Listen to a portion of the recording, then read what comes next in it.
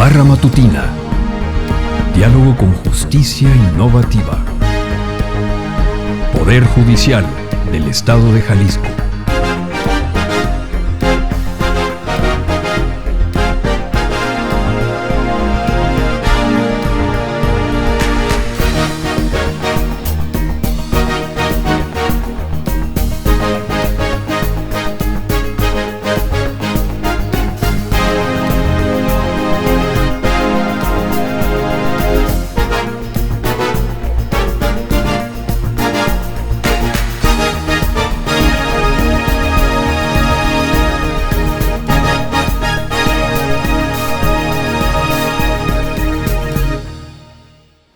Muy buenos días, bienvenidos a la Barra Matutina, Diálogos con Justicia Innovativa del Poder Judicial.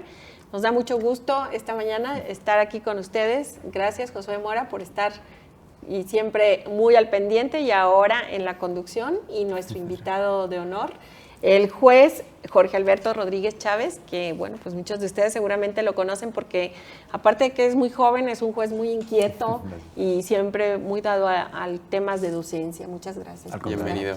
Al contrario, muchas gracias a ustedes por la invitación. Bien, pues creo que muchos de ustedes ya lo conocen, sin embargo, nos gustaría que nos dé un poco de su historia personal.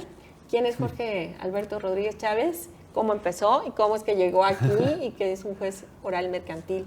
Bueno, pues desde la... ¿En qué juzgado está? Perdón. Estoy en el juzgado 18º mercantil oral. Desde la prepa realmente fue un tema que me llamaba mucho la atención, más porque tengo familia en el medio y me comentaban, ¿no? Si era algo personal o por la familia, y me generó la duda, en verdad.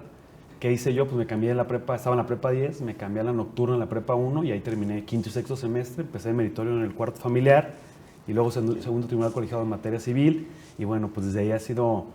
Pues ahora sí que estarnos preparando, echarles ganas. La verdad es que creo que hoy en día los jueces tenemos que ser muy diferentes, cada vez más activos, más cercanos a la sociedad, y pues agradecemos este tipo de oportunidades que nos den la oportunidad de escucharnos, ¿no? De que sepan quiénes somos. Sí, muchas gracias. Y bueno, actualmente creo que cambió la nomenclatura de los juzgados porque causaba alguna cierta confusión. Empezaron, ¿es el 18º? ¿Oral mercantil? Es que anteriormente existían los tradicionales, que era el del primero al 10º tradicional, ¿no? Así es. Y luego éramos nosotros, que era del primero al 9º, que teníamos así tal cual primero oral mercantil. Luego hubo un cambio que se iba a incorporar los tradicionales con los orales, y al final terminamos siendo, el día de hoy si buscan del primero al 10º tienen el nombre tradicional. 11º ya empieza 11º oral mercantil. Entonces yo soy el 18º, somos en total 9 únicamente los que llevamos mercantil oral. Bien. Y ese es el tema del día de hoy, ¿no? Los retos que tiene el juicio oral mercantil. Pues bueno, vamos iniciando porque seguramente retos hay bastantes en esta materia. Yo creo que es el principal, ¿no? La palabra oral. Sí, la verdad es que es algo muy padre porque la realidad vino a cambiar todo. Aunque es una mentira que llamen juicio oral mercantil porque realmente es un juicio mixto. ¿Qué es lo que cambia como tal? ¿O cuál es la verdadera intención del legislador? Pues es que anteriormente el juzgador era un ser omnipotente, ¿no? Estaba en todos lados, pero en ninguno. O sea, en las audiencias no estaba, pero sí firmaba. Pero es un tema de que hay mucho trabajo. Entonces, ¿qué es lo que hacen? Cambiamos la palabra y se rige bajo el principio de inmediación. Bien. ¿Qué quiere decir esto? Que el juez tiene que estar en todas, absolutamente todas las audiencias. No puede haber una sola audiencia donde este no se encuentre presente. Entonces, básicamente es lo que cambia, y las audiencias son... En su gran mayoría son videograbadas, porque también hay distritos judiciales, dependiendo, recordemos que el juicio mercantil como tal es de naturaleza federal, que lo hacen concurrente conforme al 104 fracción segunda. ¿Qué quiere decir esto? Que obviamente pues hay distritos judiciales donde hay un poco más de recursos económicos y pues todo se hace a través de la videograbación. Hay otros lugares donde pues no les alcanza videograbación y lo están haciendo tipo tradicional, pero al menos lo que este sistema infiere, pues que tiene que estar presente el juez.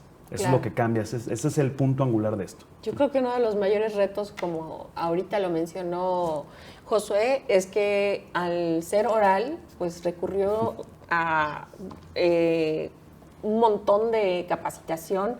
Recuerdo que en Ciudad Judicial iniciamos con este tipo de capacitaciones para los temas de oralidad, pero las personas que ahora acuden, las partes, yo no sé qué tanto ha avanzado esta posibilidad de llegar con ellos, con las partes, con los abogados, qué tan preparados están para poder presentarse en un juzgado oral. Precisamente es el punto, ¿no? De los retos. Sí.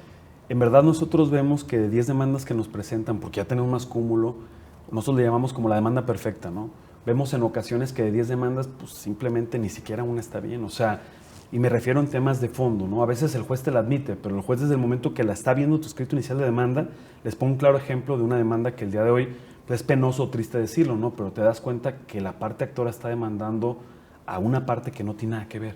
Entonces, ese es el tema, ¿no? O sea, si tu tarjeta es de Banorte, por decir algún nombre de algún banco, y estás demandando a Banorte Seguros, pues estás de acuerdo que no es la misma identidad de la persona moral. Y en ocasiones, pues uno la admite, a sabiendas de que esto, pues va mal encaminado. Y luego te pones a pensar y dices, oye, pues pobre no del litigante, pobre de la parte que representa, porque el abogado tendría que encaminar su demanda correctamente y plantear bien la litis. Ahora, yo creo que en México, y lo digo después de la pandemia, se ha incorporado más, había abogados que llevaban únicamente familiar y civil, ¿no? Y mercantil, que es especializado, no se meten tanto. Ahora que surgen más interrogantes o que la cuestión monetaria es más complicada, pues el abogado tiende a abarcar todo aquello que le presenten. Y ese es el tema, que si el abogado no es especialista, híjole, puede cometer errores garrafales, ¿no? Estábamos platicando simplemente un tema de las vías, ¿no? Previo a la entrada platicábamos, bueno, entonces, ¿de qué se compone el juicio oral mercantil?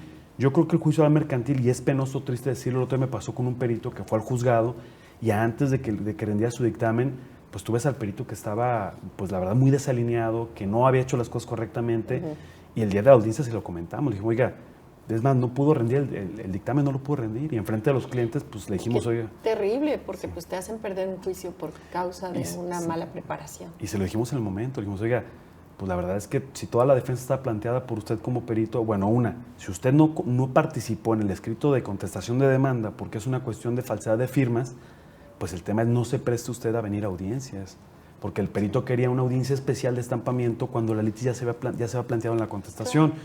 Y quedó videograbado, o sea, quedó exhibido el perito, casi llora en la audiencia, o sea, pero es un tema, recordemos, yo lo veo como de esta manera, ¿no? ¿Quién se ahoga en el mar? Generalmente los que se ahogan son los nadadores, la gente que sabe nadar.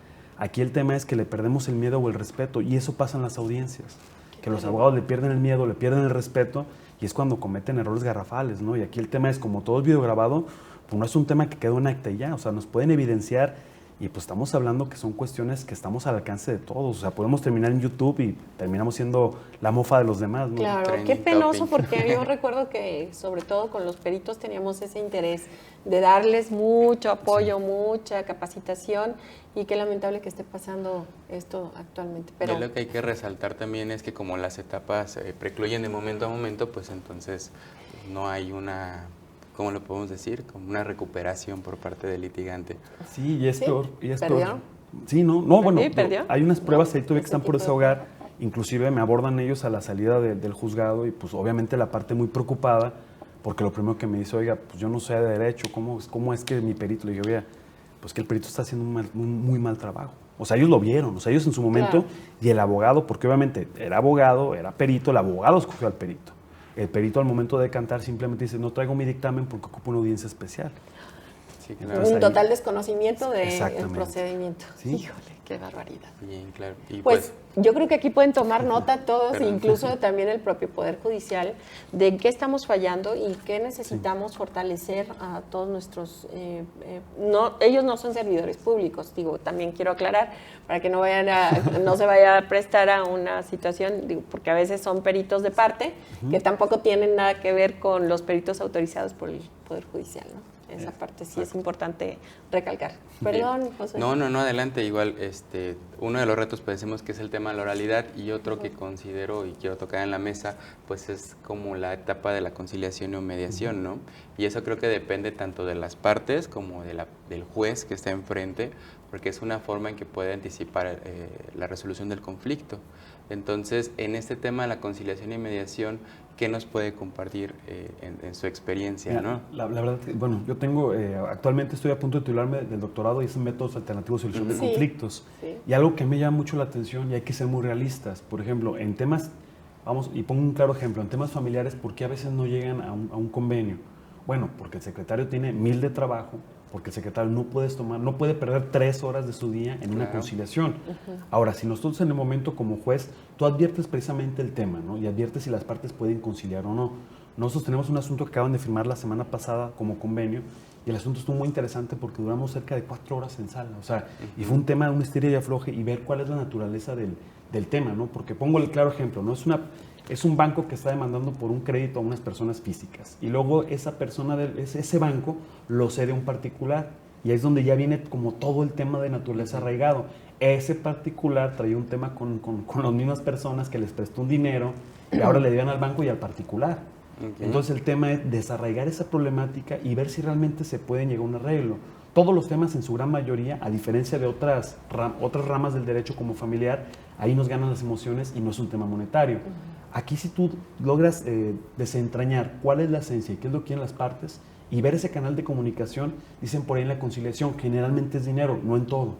Sí. Pero aquí si nosotros vemos que es un tema de comunicación y el tema es el dinero, bueno, aquí el tema, lo pongo sobre la mesa, había una medida precautoria, el bien estaba tomado, la parte decía, ¿cómo te pago si hay una medida? Bueno, entonces el tema es, vamos a ver, si hay un comprador, que el comprador lo pague, levantamos la medida y te paga directamente a ti. Y fue así como logramos después de 3 horas y media, porque al principio nadie quiere hablar, o sea, al principio ya trae una propuesta, el otro, no, pues que hable él. Y el otro dice, no, pues que hable él. Bueno, tienes tú que empezar a abrirlo, no realmente saber. Esa parte. Y también hacerles ver esto, porque digo, yo no estoy muy de acuerdo con que la conciliación, al menos en el juicio oral mercantil, como lo pone el 1390 bis 34, que el juez la lleve a cabo porque el juez se puede contaminar. No estoy tan de acuerdo. Sí, claro. Porque al final de cuentas, si tú escuchas a una persona que reconoce que es deudor, no lo puede tomar en cuenta para la que sigue. Te arraiga, ¿no? O sea, no lo podemos tomar en cuenta, pero se te arraiga. Aquí el tema es hacerles saber eso a ellos. Tiene que ver con tu decisión final. Exacto, pero si le hacemos ver eso a las partes, eso funciona, ¿no? Oye, aquí están para arreglar. Más adelante puede una sentencia y no sabemos a quién de los dos va a beneficiar. Y creo que eso abre el panorama para ambos. Y eso platicábamos en días anteriores con el doctor Pepe Quintero, ¿no? Sobre el tema de que el juez pues ya puede estar un poquito viciado en el momento de estar en el tema de conciliación. ¿Usted considera que debe ser, por ejemplo, el hija quien lo tiene que llevar o incluso que sea una etapa previa a poder acudir a juicio? ¿Cómo considera que sería lo ideal para llevar esta conciliación? El tema sería el mundo ideal, ¿no? ¿Qué sería? Y tendría que modificarse también la ley de antemano. Pero que sería más óptimo a su punto de vista. A mi punto de vista, yo creo que tendremos que tener a alguien que fuera externo al juzgado, que fuera conciliar y mediar y que tuviera las herramientas. Ojo, que él una vez, si las partes quieren conciliar y mediar, ya con algo que tengan ya determinado, ahora sí pasar con el juez y que él coadyuve, que él nos ayude. ¿Por qué me refiero con esto? Porque sí es muy difícil escuchar a una persona que reconoce la deuda y luego decir, oye, pues es que al final de cuentas todo lo que me puse en el expediente, pues nada que ver con lo que me estás reconociendo. Que ojo, no podemos prejuzgar, precisamente es la intención del legislador. Pero aquí el tema, y entramos algo muy importante, ese tema decimos nosotros, ¿no? Del hija. Yo sigo platicando con mis compañeros y la gran problemática que tenemos es cómo se rige la materia mercantil. La materia mercantil es federal, el IJA es estatal. Si nosotros nos vamos al artículo, bueno, hay que ver qué rige el juicio oral mercantil, dice el 1390 bis 8.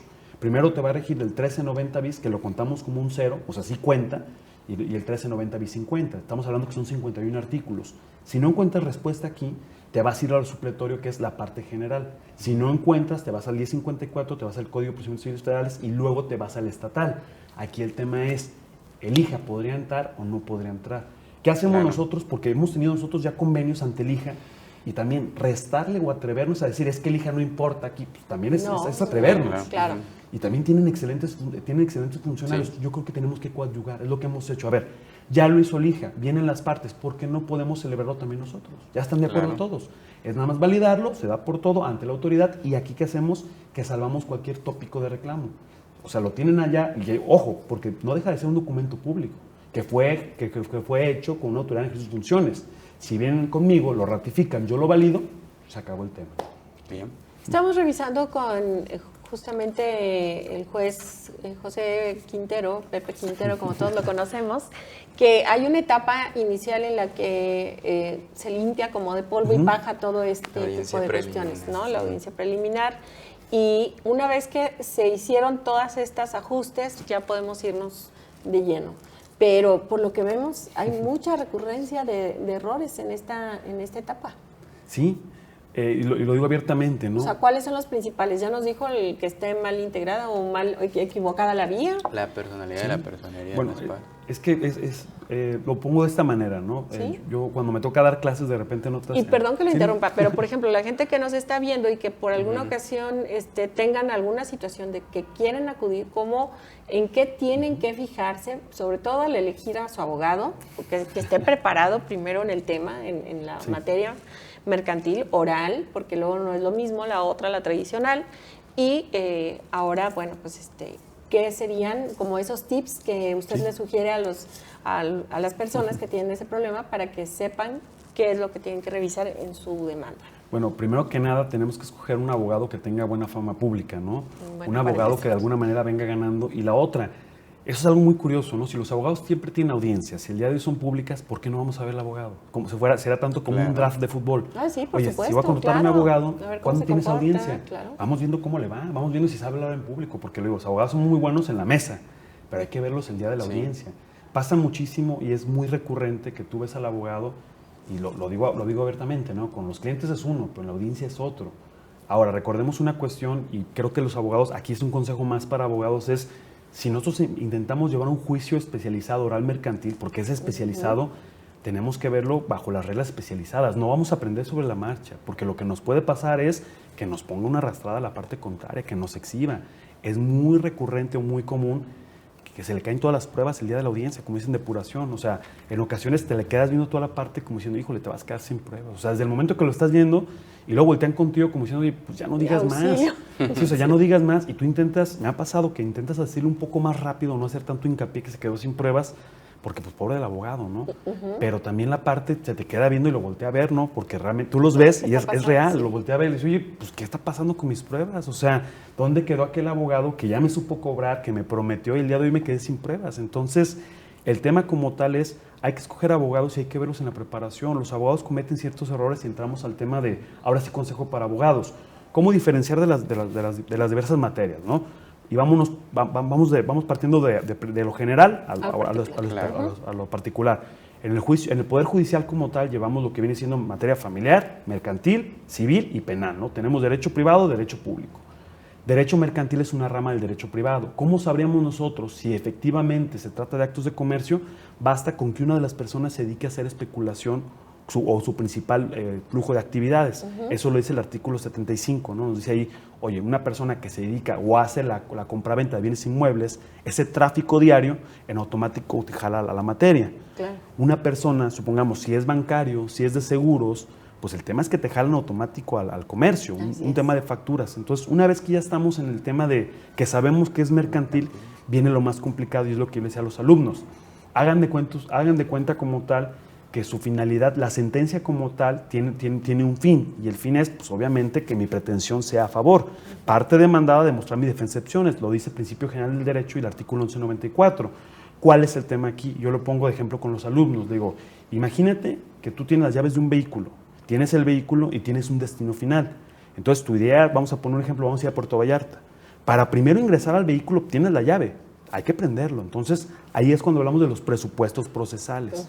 ¿Qué son los presupuestos procesales? Los presupuestos procesales se dividen de la siguiente manera, ¿no? Tenemos competencia, tenemos legitimación y tenemos la vía. Por competencia es donde tenemos que ver, ok, ya sabemos que es mercantil, entonces la competencia ¿cómo se rige? Por materia, por grado, por territorio y por cuantía. Aquí vamos entonces por un principio de exclusión. Primero que nada tienen que saber en qué materia están. Ya sabemos que es materia mercantil. Entonces, lo siguiente, vamos a irnos al tema, vamos si quieren por el tema de territorio. Oye, ¿dónde se va a ventilar el asunto? Si traen un pacto de sumisión expresa, es decir, si las partes hicieron un contrato y ellos establecieron que tenía que ser en la ciudad de Monterrey, bueno, pues no se va a poder llevar en Guadalajara, salvo que sean cuestiones o contratos adhesivos. En temas bancarios era muy recurrente que a los cuentavientes de Monterrey les ponían que eran Guadalajara, y a los cuentavientes de Guadalajara Monterrey. ¿Para qué? Pues no vas a ir a pelear un asunto de 10,000 pesos a Monterrey o agarrar un abogado. Vas a perderle más en las idas y vueltas y en un abogado y en todo. Entonces ahí la Corte definió y dijo, espérame, si es un contrato adhesivo y la parte demandada, banco, aseguradora, porque ya lo estamos replicando en todos los tipos de demandados, si tienen ellos infraestructura para dar el servicio en Guadalajara, pues se va a llevar en Guadalajara, Claro. pero siempre y cuando sea tu domicilio. Entonces, una vez que tenemos la materia, que tenemos el territorio, pues obviamente lo que viene siendo el grado no nos va a importar tanto, porque como no hay recurso ordinario alguno, eso era el grado. O sea, no podemos ir a interponer una demanda en el Supremo Tribunal de Justicia, porque es un segundo grado, es la apelación. Aquí con nosotros, al no haber recurso, quitamos grado. Y en cuanto al tema de cuantía, aquí viene lo emocionante, ¿no? Que el juicio oral mercantil tiene nada más 2 vías, pero hay que ver entonces cuáles son todas las vías. Un principio de exclusión. Primero que nada, tendremos una vía que está en desuso. Si vamos al artículo 1053, nos habla del procedimiento convencional. ¿Qué es un procedimiento convencional? Este artículo, estamos hablando que es de 1988.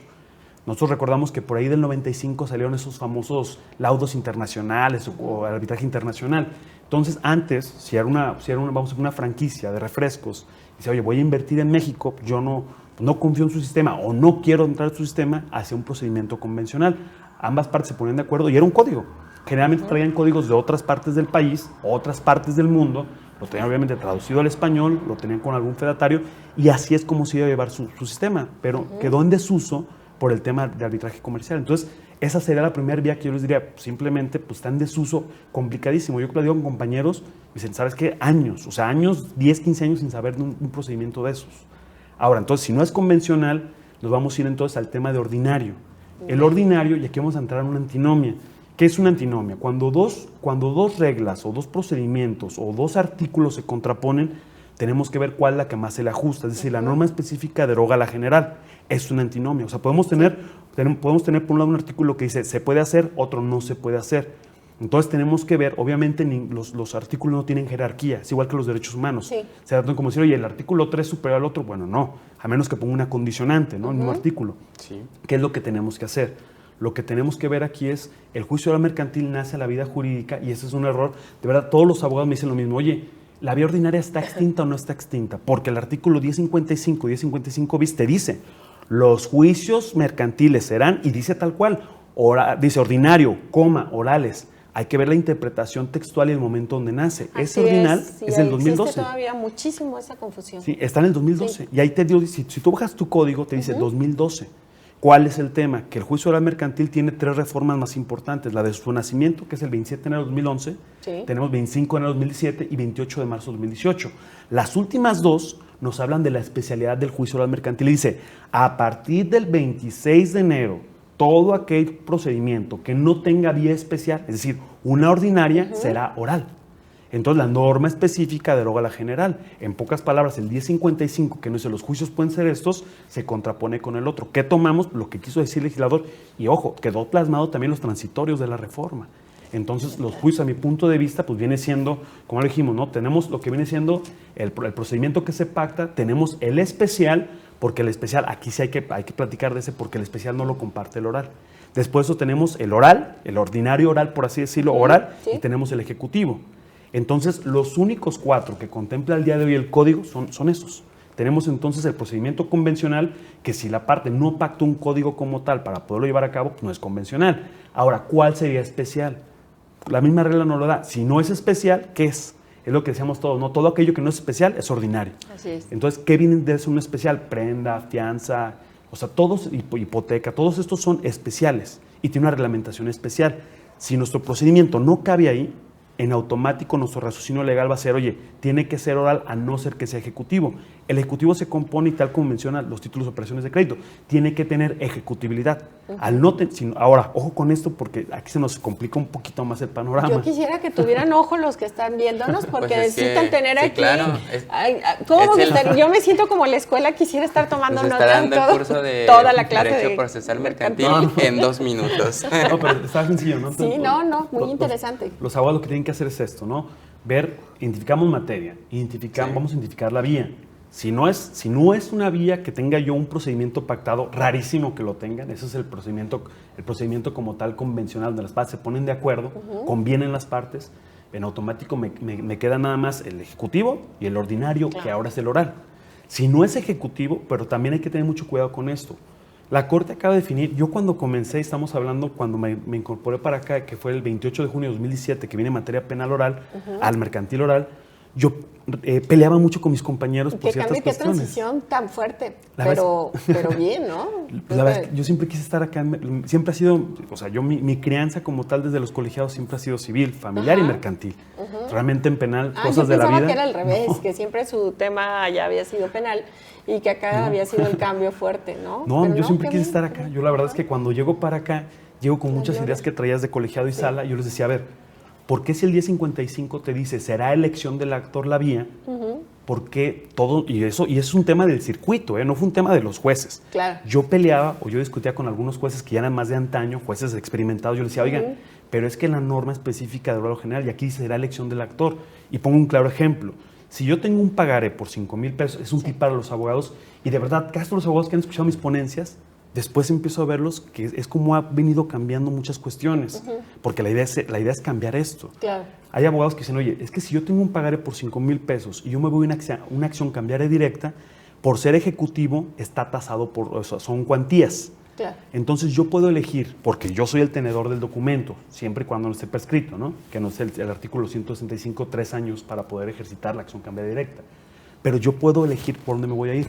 Yo podría irme, en lugar de irme por una vía ejecutiva, puedes coger una acción causal. ¿Qué diferencia tiene esto? Que la vía ejecutiva se rige por monto. La acción causal es ordinaria. Al ser ordinaria cabe en la oralidad. Es decir, yo puedo llevar un trámite de 6 meses en un juicio oral mercantil, tengo mi sentencia y estoy ejecutando en 1 año. Si me voy a un tradicional, estamos ejecutando 2, 3, 4 años. Sí. Entonces, eso es lo que ha venido cambiando. Y inclusive la Corte vino a regañarnos porque la Corte pensaba como su servidor. La Corte viene y saca una jurisprudencia y dice, a ver, espérame. Y por eso lo dice, es que las vías son diseños moduladores que va haciendo el legislador, son trajes a la medida para el justiciable. Él puede elegir. Oye, si tienes el día de hoy vamos a poner una noche de gala y te quieres ir con chor y chanclas, pues ese es tu problema. Claro. Es lo mismo que dijo la Corte. Dijo, tú vas a elegir. Yo te di una vía privilegiada. O sea, es decir, yo te di un camino fácil. El tema con esto es que nació otro camino y lo que tú veías como fácil, ahora es más fácil por otra vía. Entonces, por eso precisamente es donde el justiciable va a escoger. Pero tenemos que decirle siempre, y aquí choco mucho, me toca a muchos abogados que lo prevengo, yo le digo, oye, dime tu clase de acción. Y inmediatamente el abogado, cuando lo prevengo, lo primero que me dice, se va al 2 de civiles local, me dice, la acción procede, y así tal cual, ¿no? Palabras negritas y mayúsculas, como juez tonto, la acción procede porque van caminando tus términos. Le digo, no, espérame, estás pidiendo de vista el 1390 bis 11 que te habla y te dice que tienes que decir tu clase de acción. ¿Por qué? Porque entonces, si no me pusiste cuál es tu clase de acción, primero que nada, ¿dónde te lo admito? ¿Tradicional? O sea, perdón, ¿te lo voy a admitir, lo mando al tradicional o me lo quedo yo? Porque si traes un pagaré de 5,000 pesos, yo en mi mente digo, a lo mejor no soy competente, o dime si es acción causal. Ahora, otro gran problema, ¿qué es una acción, no? Si nosotros leemos el libro de Teoría General del Proceso de Cipriano Gómez Lara, me encanta y me fascina cómo lo dice. De toda la vida, ¿no? Sí. Es como la Biblia de todos. Y lo ve muy bonito, o sea, realmente ve el derecho y lo ve muy diferente como lo vemos nosotros, porque nosotros lo vemos tan encaminado en papeles y él te dice, a ver, la acción no es otra cosa más que tener un derecho constitutivo y hacerlo valer. Es decir, nosotros con los romanos que tenemos, era república, monarquía, imperio, ¿no? Siempre era lo mismo, ibas ante el pretor o el magistrado y tú tienes que hacer un formalismo para que él te pudiera dar justicia. Ponías la mano encima de la otra persona, sí, casaba los honorarios y empezaba tu proceso. Si no lo hacías correctamente, no empezaba tu proceso. Aquí es lo que llamamos presupuestos procesales. O sea, para que el juez te escuche, y volvemos a lo de la llave, para que puedas llegar a Puerto Vallarta tienes que accesar. Tu llave, claro, es el acceso. Los abogados, ¿dónde se equivocan? En esto. Porque llega un abogado y te dice, pues yo vengo con un pagaré. Híjole, o sea, vienes por una acción cambiaria directa donde el monto no te da en el mercantil oral, o vienes por una acción causal y te prevengo y dime. Y luego aquí está el problema, que a veces no saben ni de qué se trata la acción. La acción causal, ya lo dijo la Corte, y es el artículo 168 de la Ley General de Operaciones de Crédito. La Corte definió lo siguiente, dijo, oye, aquella persona que te pudiera haber prescrito puede ejercitar una acción causal.